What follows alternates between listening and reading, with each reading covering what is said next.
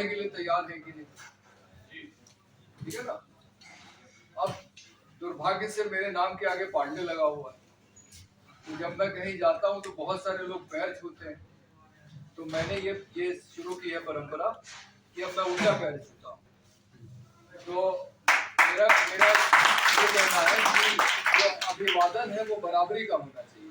भाई आप नमस्ते करें, हम भी नमस्ते करेंगे, आप हाथ मिलाएंगे, हम भी हाथ मिलाएंगे, आप मेरा पैर छुएंगे तो मैं भी आपका पैर छूऊंगा। तो अब ज्यादातर लोगों ने गाँव में अब हमारा पैर छूना अब बंद किया है तो जिनको मालूम है कि हम इनका पैर छुएंगे तो ये हमारा पैर छू लेंगे, तो इसलिए अब तो लेकिन बराबरी की सबसे जो मतलब अंतिम कसौटी है, उस पे आप खरे उतरेंगे कि नहीं, वो तब तय होगी जब आपके परिवार की कोई महिला दूसरे जाति के किसी पुरुष से शादी करने को कहेगी और आप कहेंगे कि तब आपकी परीक्षा होगी कि आप उसके लिए तैयार हैं कि नहीं। और ये तो मैं मान रहा हूँ कि यहाँ जो जितने लोग बैठे हैं वो किसी भी जाति के व्यक्ति के साथ बैठ के खा लेंगे, ठीक है। वो ये नहीं कहेंगे कि नहीं नहीं हम इसके हाथ का नहीं खाएंगे, इसके हाथ का नहीं, तो क्योंकि वो भी छुआछूत चलती। हमारा एक आश्रम है यहाँ हरदोई जिले में, तो वहाँ जब भी कोई सवर्ण व्यक्ति आता है, उस आश्रम में एक दलित महिला खाना बनाती है, तो जब उससे कहो कि आओ खाना खा लो, तो वो दो में से एक बात कहेगा, वो सबको मालूम है कि वो कह रहा है, वो कहेगा बस बस अभी अभी खा के आए या कहेगा नहीं आज मेरा पेट खराब, और सबको मालूम है कि वो क्यों नहीं खा रहा, ठीक। तो ये तो छोटी चीज है, लेकिन बड़ी चीज जो है शादी वाली, तो चाहे महात्मा गांधी हो या डॉक्टर अम्बेडकर हो या डॉक्टर लोहिया, उन्होंने कहा है कि जाति प्रथा इस देश में तभी टूटेगी जब अंतरजातीय विवाह। अभी सोशलिस्ट पार्टी जिससे मैं जुड़ा हुआ हूँ, उसका एक कार्यक्रम होने वाला है जिसमें हम लोग जो अंतरजातीय और अंतर धार्मिक जो शादियां लोगों ने की हैं उनको हम लोग सम्मानित करने वाले।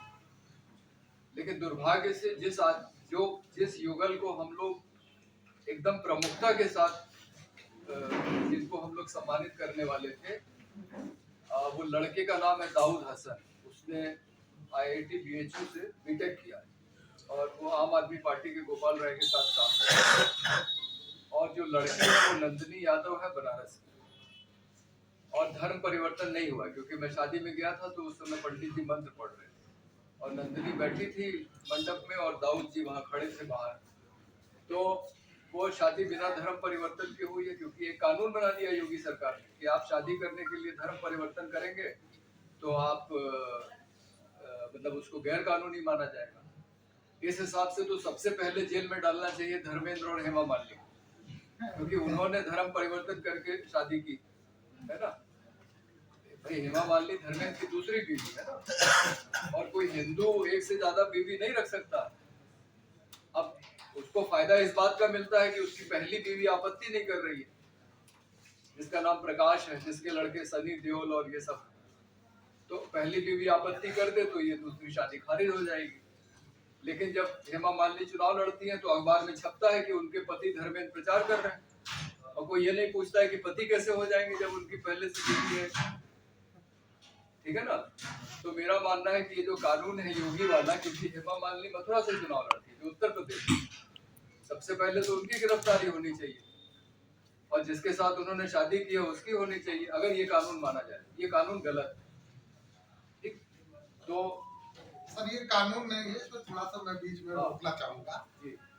इसको अपराध की श्रेणी में नहीं रखा गया है, इसकी एक व्यवस्था की गई है कि आपको अपने SDM DM कार्यालय से जा करके उसका एक नोटिफिकेशन कराना होगा 30 दिन के लिए, और जब परमिशन ग्रांट होने के बाद आप शादी कर सकते हैं।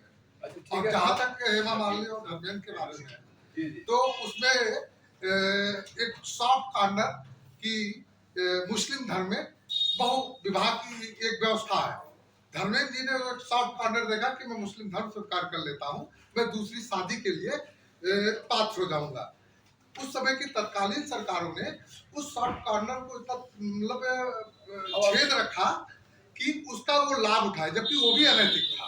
हम बात आपकी मानने को तैयार हैं, तो अपना मुस्लिम नाम क्यों नहीं इस्तेमाल करते हैं? हाँ, वही चीज मैं बोल रहा हूँ ना धर्मेंद्र कि अपना उस समय मुस्लिम नाम जो का ये इस्तेमाल- व्यवस्था आज की व्यवस्था होती उस समय, तो ये उनको लाभ ना मिलता। एक बेचारी पीड़ित महिला जिसको कोई नहीं जानता, एक दूसरी स्टार बन चुकी है। वकील साहब, मैं आपकी बात से सहमत हूँ। जी मेरा सिर्फ कहना है कि अगर मुसलमान बन के दूसरी शादी की है, हाँ। तो फिर मुस्लिम नाम का इस्तेमाल कीजिए। हाँ, करना चाहिए, लेकिन वो आज भी मुस्लिम अपने आप को नहीं मानते हैं। वो केवल शादी करने के लिए उन्होंने एक धर्म का तो सहारा इसका लिया। मतलब कि वो अवसरवादी हो गए। हाँ, अवसरवादी है, और उस समय की सरकारों को इस पे कानून बना करके रोकना चाहिए। तो आप बताइए, जी ये ठीक है जो किया?